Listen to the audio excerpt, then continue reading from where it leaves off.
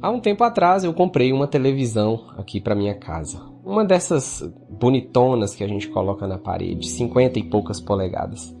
Quando a televisão chegou aqui na minha casa, a primeira coisa que eu fiz foi buscar entender como é que ela funciona.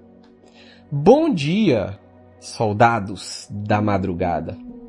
É engraçado que quando a gente compra um produto novo ou quando a gente aprende sobre uma nova tecnologia, quando a gente escuta sobre uma nova tecnologia, a primeira coisa que a gente faz é buscar saber como essa tecnologia ou como esse produto funciona, para tirar desse produto ou tecnologia os benefícios propostos por ele ou pela tecnologia. Mas nos nossos relacionamentos nós costumamos ir na bruta, na base do peito e da raça. A gente acha que sem conhecimento a gente vai conseguir prosperar dentro dos relacionamentos. E uma das coisas mais importantes que eu preciso entender dentro do relacionamento é como que o outro funciona. Para entender como é que o outro funciona, eu preciso caminhar na direção do autoconhecimento. Primeiro eu entendo como é que eu funciono, como é que eu gosto das coisas, para depois entender como é que o outro funciona e caminhar na direção daquilo que o outro gosta que eu faça. Olha o que a Bíblia diz em Provérbios capítulo 20, verso 5. Como águas profundas são os propósitos do coração do homem, mas o homem de inteligência sabe descobri-los. O que Salomão está querendo dizer aqui, meus amigos, é que quando você enxerga uma pessoa, você está enxergando a superficialidade. Aquilo que vai dentro do coração da pessoa é como águas profundas. É difícil de descobrir, você não descobre com uma pequena conversa, você não descobre com poucos relacionamentos, você não descobre na superficialidade.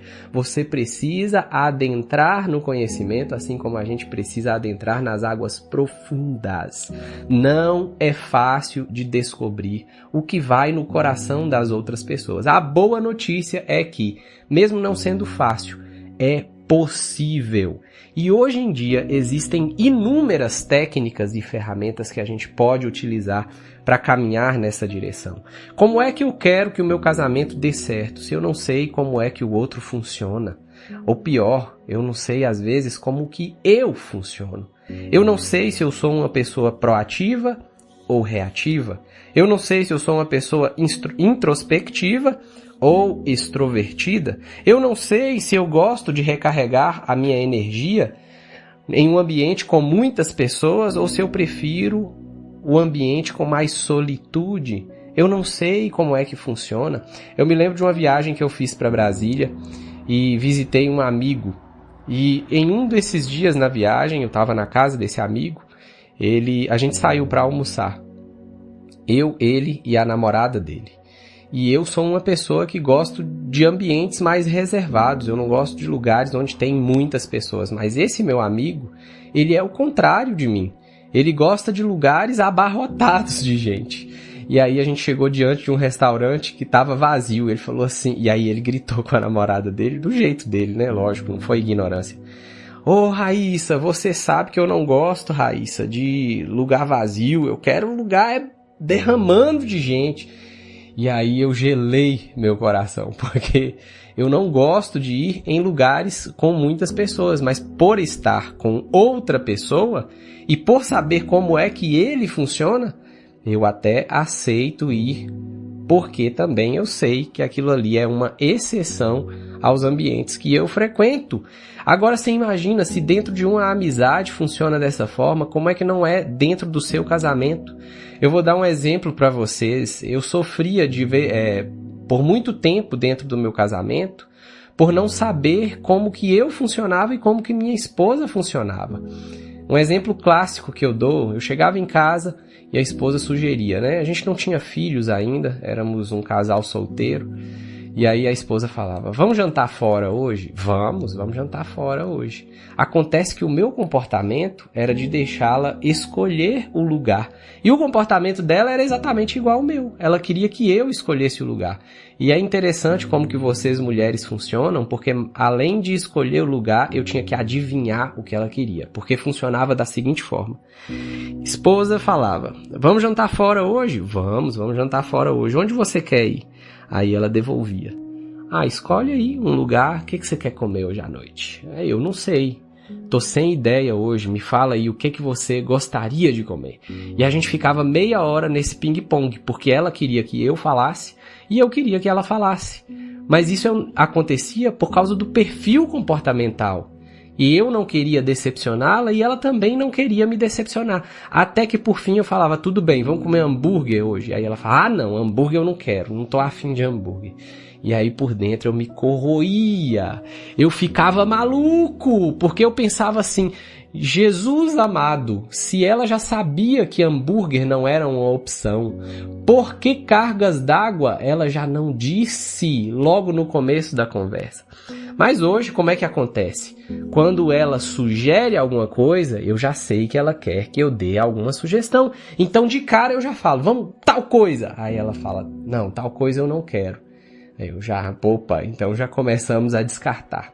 Mas eu não sofro mais diante dessa situação, que é uma situação muito simples, mas eu não sofro por quê? Porque eu sei como é que eu funciono e sei também como é que ela funciona.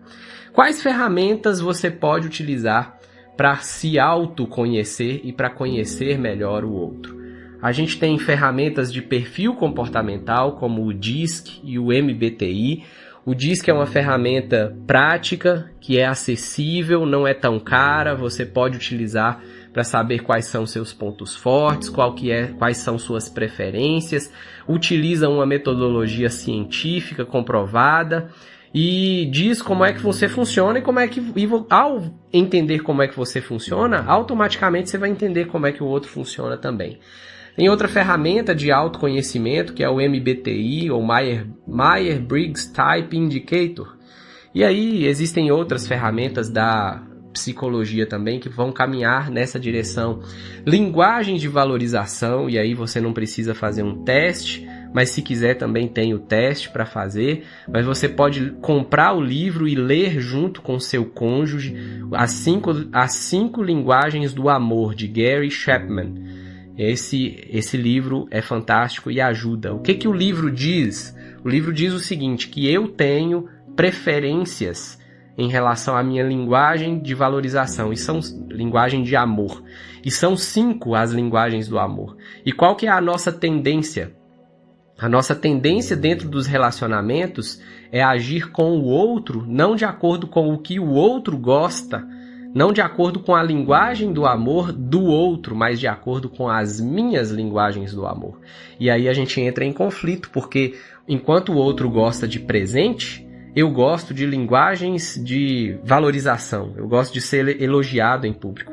Vamos dizer, tá, gente? Eu não estou dizendo que é dessa forma, não. Mas eu sei que minha esposa gosta de presentes. Mas olha que interessante, um dia a gente fazendo as perguntas lá para aumentar a nossa conexão emocional, eu descobri que ela também gosta de ser valorizada, de ser elogiada. E eu gostaria de aproveitar esse áudio aqui para honrar a vida da mulher fantástica que está comigo. O presente de Deus que eu recebi em minha vida. Eu tenho certeza que eu não estaria onde eu estou hoje se não fosse por Fernanda. Porque ela vê em mim aquilo que eu não enxergava em mim. Ela desenvolveu o meu potencial, ela enxergou o meu potencial. Ela viu, ela me ajudou a transformar potencial em potência. E aí eu honro a vida dela através desse áudio também.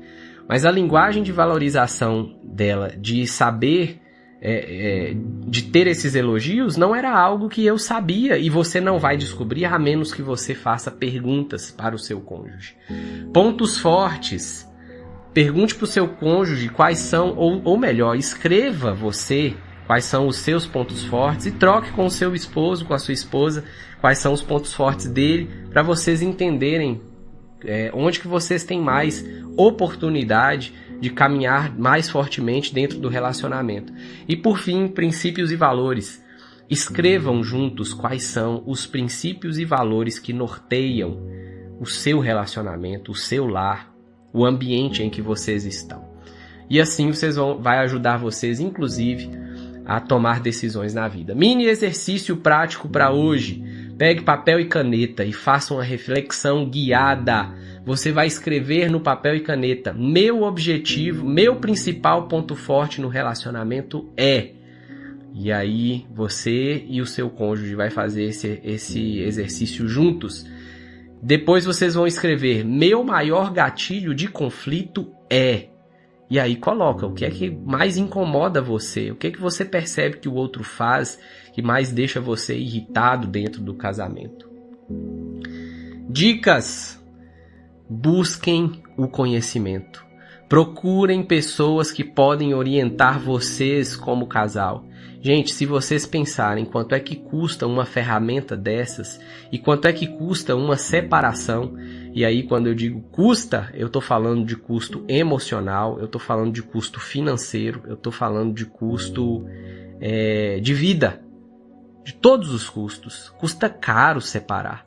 Outro dia eu estava resolvendo um problema jurídico e tinha uma pessoa que estava comigo nesse mesmo ambiente, um cara casado, novo, 40 e poucos anos, e falou comigo assim: eu me separei da minha mulher, casei com uma mulher mais nova, mas hoje eu enfrento os mesmos problemas que eu enfrentava antes com a minha esposa. E aí, se eu soubesse que só mudaria o CPF, eu teria permanecido com a minha esposa, porque eu teria evitado muitos outros problemas. Gente, separar não é uma saída, porque você vai querer casar de novo e você vai enfrentar os mesmos problemas que você enfrentava antes. No próximo episódio nós vamos entender por que decidimos começar. E a palavra de hoje que você vai me mandar é a palavra inteligência.